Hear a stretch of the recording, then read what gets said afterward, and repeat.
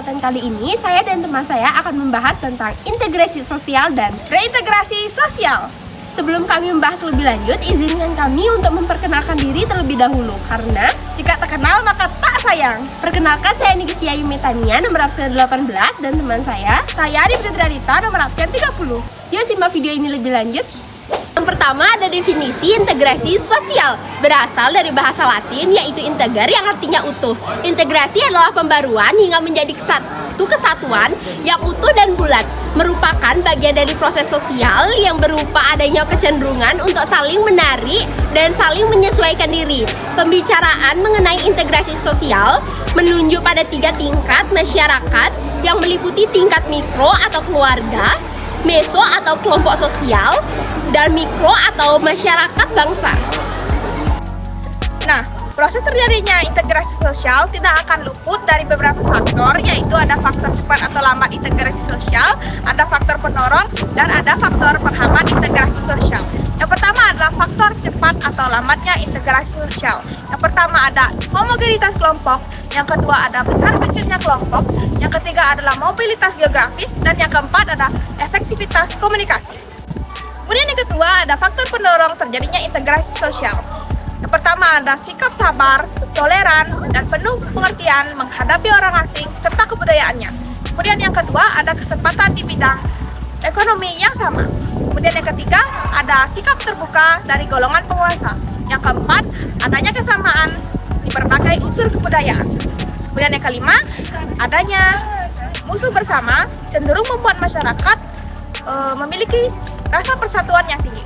Kemudian yang ketiga ada faktor penghambat. Yang pertama ada terisolasinya kebudayaan suatu golongan. Yang ketiga adanya masyarakat yang memiliki perasaan ingrup berlebihan. Kemudian yang ketiga ada tindakan diskriminatif yang dilakukan oleh para penguasa. Kemudian yang terakhir ada perbedaan kepentingan dan perbedaan pendapat dari golongan individu maupun kelompok. Yang ketiga ada tahap integrasi atau menurut Sujono Sukanto. Yang pertama ada akomodasi adalah proses ke arah tercapainya kesepakatan yang dapat diterima pihak yang bertikai. Yang kedua ada kerjasama adalah perwujudan minat dan perhatian orang untuk bekerja sama dalam satu pahaman. Yang ketiga ada koordinasi adalah upaya mempertinggi kesatuan melalui sinkronisasi subsistem demi mencapai tujuan. Yang keempat ada asimilasi adalah proses lanjut menuju integrasi sosial. Dan yang keempat ada bentuk-bentuk integrasi sosial, ada 5, yaitu yang pertama integrasi nasional, integrasi bangsa, integrasi kebudayaan, integrasi masyarakat, dan integrasi sosial. Nah, setelah mendengar tentang apa itu integrasi sosial, yuk sekarang beralih pada reintegrasi sosial. Jadi, jika diambil dari salah satu pendapat tokoh sosiologi yaitu Sujono Sukanto, dia berpendapat bahwa reintegrasi sosial adalah suatu pemulihan kembali nilai-nilai atau norma-norma baru untuk menyesuaikan diri dengan lembaga kemasyarakatan yang mungkin telah mengalami suatu perubahan. Maka, reintegrasi dapat diartikan sebagai suatu proses sosial untuk menyatukan pihak-pihak yang berkonflik sehingga terjadi perdamaian, sehingga dapat kembali seperti waktu sebelum terjadinya konflik.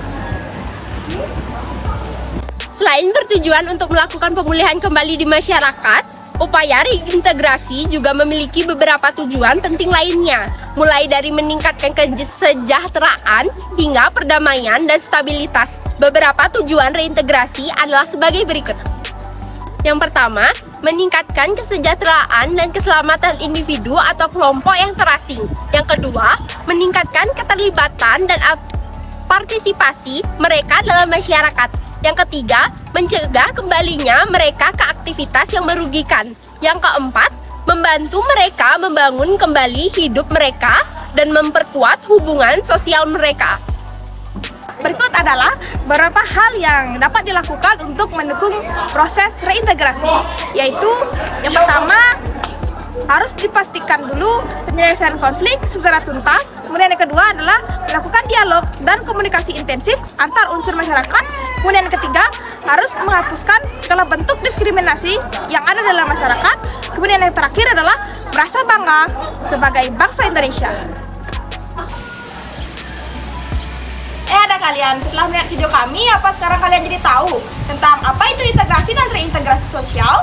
Nah, segitu saja pembahasan dari kami. Mohon maaf jika ada kesalahan kata, baik disengaja maupun tidak disengaja. Kami ucapkan terima kasih dan sampai jumpa.